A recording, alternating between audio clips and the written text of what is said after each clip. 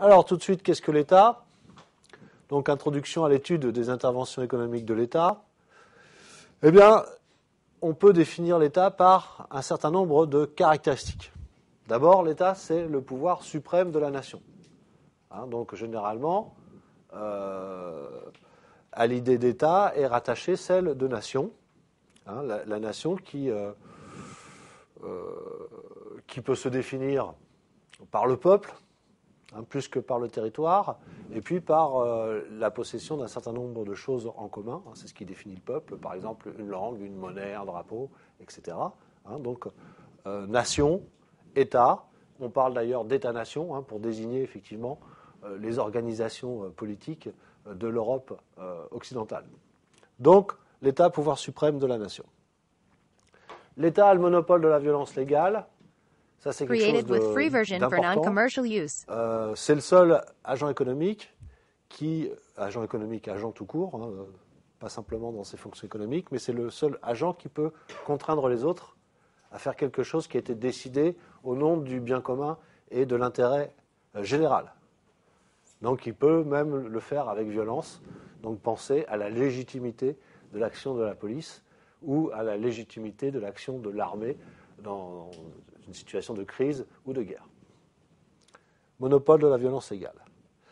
L'État, c'est aussi un ensemble d'institutions. On peut définir, c'est d'ailleurs souvent l'approche qui est choisie, la plus commode, de définir l'État par les institutions qui les composent. On sait très bien, chez nous, les institutions, c'est une présidence, c'est un ensemble de ministres dirigés par un Premier ministre. Ce sont ensuite des représentants, chez nous le Sénat et l'Assemblée nationale, et un certain nombre d'institutions qui vont caractériser l'État français. Donc l'approche par les institutions peut effectivement nous donner des précisions sur le type d'État que l'on étudie. Alors, on évolue aujourd'hui vers une conception élargie de l'État, c'est-à-dire que plutôt que d'État, eh bien, on va parler de puissance publique. Auparavant, la réflexion était totalement focalisée sur les missions et sur les rôles de l'État central. Et aujourd'hui, on parle beaucoup plus des rôles et des missions de la puissance publique, ce qui veut dire que l'on va incorporer, ajouter, si vous voulez, à l'action de l'État centralisé, l'action aussi des pouvoirs politiques décentralisés.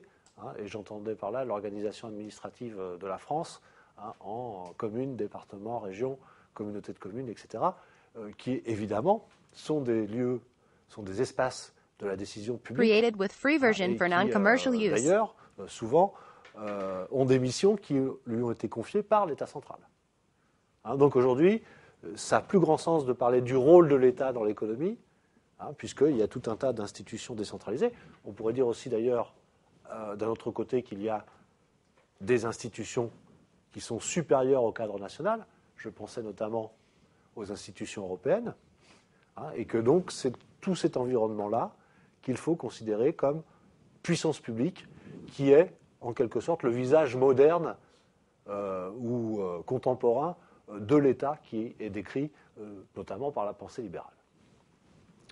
Donc la problématique de l'intervention de l'État dans le cadre d'une économie de marché, alors ça c'est une problématique qui est très importante, puisque vous savez que quand on va comparer l'État et l'économie de marché, finalement on va tomber sur une contradiction apparente en tous les cas, qui est celle de la régulation. Théoriquement, le marché s'autorégule. Et une des interventions économiques de l'État dans la vie économique, ça va être précisément de proposer une régulation au marché. Donc il y a une contradiction potentielle.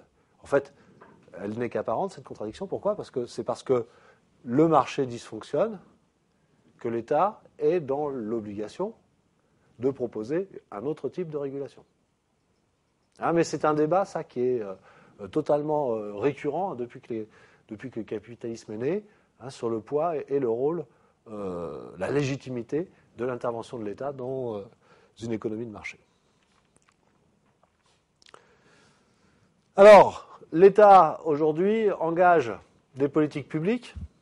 Alors, quand on parle de politique a priori, on parle précisément toujours de politique publique, dans les domaines économiques et sociaux. Donc ces interventions ne sont pas que purement économiques, elles sont aussi à vocation sociale. Évidemment, les interventions à vocation sociale, par exemple, modifier la fiscalité en faveur des plus démunis. Donc on a bien compris que c'était une action de politique économique à fondement social. On est bien aussi d'accord que économiquement, ça va avoir des conséquences. Ça va modifier, par exemple, la répartition des revenus. Donc, intervention économique et sociale, sachant que toutes ces interventions auront peu ou prou des conséquences économiques. Tout simplement parce que pour financer les politiques publiques, il faut de la matière fiscale. Donc toute politique publique aura nécessairement une incidence sur le fonctionnement économique. L'État existe indépendamment des hommes politiques et des fonctionnaires qui le servent. Alors ça, c'est une notion extrêmement importante. L'État a sa personnalité propre, son histoire propre, et le personnel politique, les hauts fonctionnaires ne sont que, dans un sens très noble, les serviteurs de l'État. Donc il y a... Created with free version for non-commercial use. Confondre les hommes politiques qui nous gouvernent et l'entité État, ce sont deux choses différentes. À un moment donné, ces hommes politiques vont avoir en charge la gestion de l'État. Voilà ce que l'on peut dire. Mais on ne peut pas confondre les deux. Created with free version for non-commercial use.